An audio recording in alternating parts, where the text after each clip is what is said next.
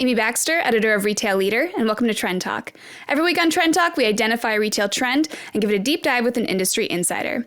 This week, we're taking a look at shoppable media and exploring the latest brand opportunities with Blue Chip. My guest is Erich Parker, Vice President of Integrated Media at Blue Chip. So welcome, Erich. Thanks for your time today.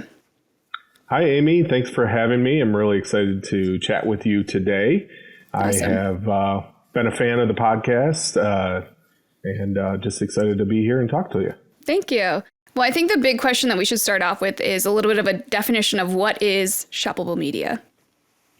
Yeah, this is obviously a hot topic in the industry today. A lot of people chatting about this. In short, I think it's interactive content that enables commerce, right? And that can take place in a myriad of different channels and in different ways. It can be highly sophisticated and allow users to begin and complete a transaction within the publisher ecosystem, or it can be as basic as a QR code on a bus shelter ad that gets a consumer to drop some groceries into their online cart. So maybe it's a bit of a broad definition than maybe others have for shoppable media, but that's kind of my take on it. And within that definition, of course, you can have subclassifications of, say, social commerce, which is so hot right now. But when you boil it all down, it's really about just enabling commerce at the point of the media interaction. Yeah. What if you had to break down like categories like social commerce? What are the different kind of examples or different segments that you would group it into for Well, I think social commerce, just because of the proliferation and the adoption of that technology has had, is kind of made its own animal, its own beast, if you will. But not just in social, you can have shoppable media occur in connected TV, over the top. You can, like I said, put a QR code on a bus shelter ad or a billboard, or even in the sky, right? You can so maybe not so many sub classifications, but different channels. Social commerce just happens to be one that has just really taken off, and it's due to its discovery nature of those platforms, the entertainment value that those platforms buy, and the amount of time that consumers are just spending with those platforms. So that's really taken off recently. Yeah. I'm curious what you think, how shoppable media has changed since you've been in your role and in this space, because like QR codes have been around for like 10 years, but they really kind of only got their adoption more seriously recently in the past few years. So, what's changed that you've noticed, and why is right now important in shoppable media? Yeah. The QR code 10 years ago, or maybe 5 years ago, right? The butt of every marketer's joke was the QR code.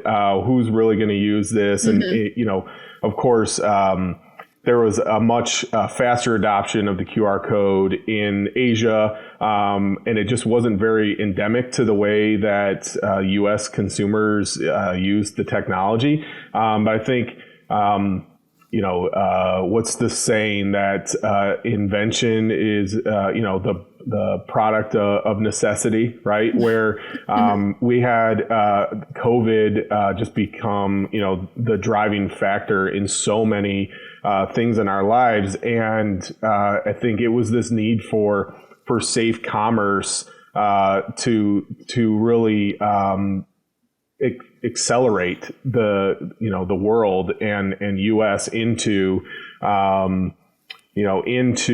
this comfort zone, right, of being able to interact with different technologies.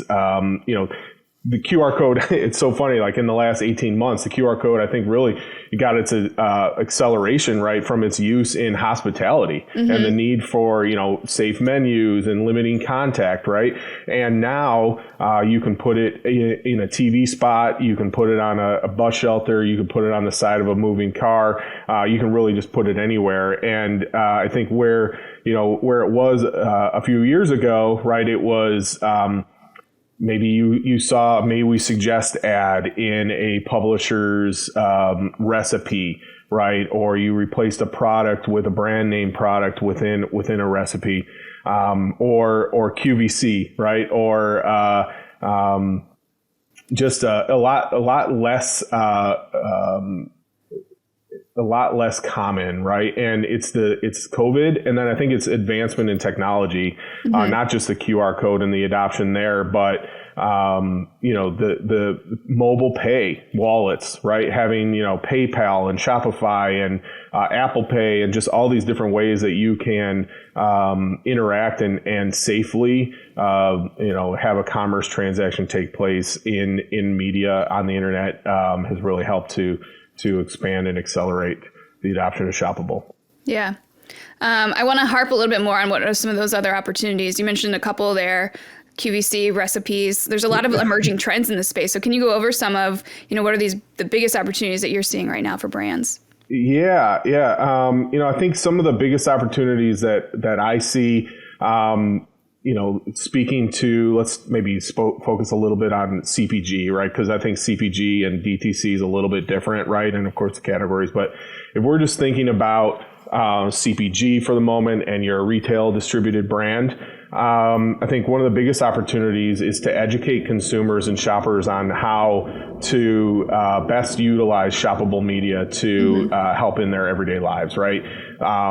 The path to purchase that we've talked about for decades now has, and more recently we've all come to agreement that it's not linear, right? It's circular. It's an infinity loop, right? Like there's so many different ways to define that, and there's an opportunity for brands to educate consumers that they can make shoppable media work for them. You can bypass that list making moment, for instance. If you're going to a store, retail, physically or digitally, right, there's a list making moment typically in that path to purchase. Could be mental, could be one thing, could be 100 things, right? But with shoppable media, you can technically bypass that list making moment and make the shopping cart on your favorite retailer's site now your list, right? And you can prepare it throughout the week. You can be ready to go for that stock up trip or even fill-in trips. And I think educating consumers that you don't need to check out right then and there when you dropped in that one ingredient or that recipe. A lot of times we have seen success at Blue Chip with using like Pinterest pins, for example, to present an inspiring recipe. Like, for example, Woodford Reserve. They're presenting sponsors of the Kentucky Derby. And they needed a way to activate that at retail, right? And so they had some cocktails that served really well for this time of year, the Mint Julep, and one they dubbed the Woodford Spire. And we created inspirational content for Pinterest that allowed the user to drop an entire recipe straight into their cart. Wow, cool. And I think that there were some people who probably knew that they could put that in the cart and they could check it out later. But then there are probably some other people who felt like, oh, well, yeah, this is a great idea. I'm going to pin this, or I'm going to save this. I'm going to go back to it later, and I'm going to remember to put it into my cart. So I think, just the education and the adoption and the way that consumers and shoppers can use shoppable media, I think has some opportunity to evolve there. Yeah. Is that a challenge, just getting consumers to kind of understand what everything can do?